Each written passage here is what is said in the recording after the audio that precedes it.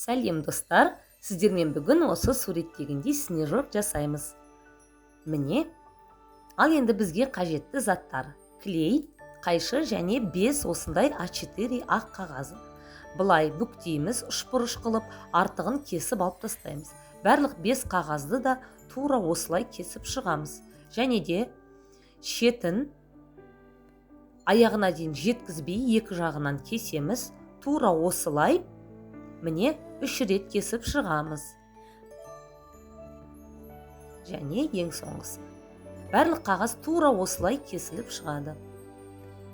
Міне, ал енді ашамызда осы ішкі жағын бір-біріне клейлейміз.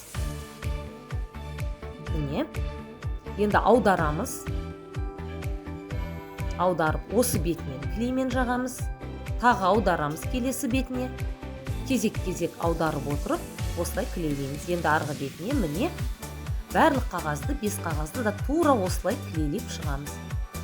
Міне бізде енді 5 қағазда осылай клей жағылып, клей кетілді. Енді кезек бізде осы қағаздардың басын біріктіру. Міне түгел осы қағаздарды ұштарына клей жағып, бір-біріне қосып шығамыз. Бұл жерде степлер қолдансаңыздар да болады. Степлер немесе клеймен.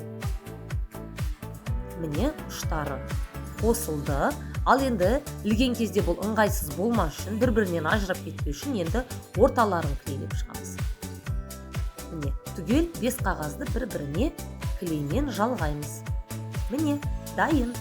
Жаңа жылға өте керемет қолдан жасалған әдемі қар.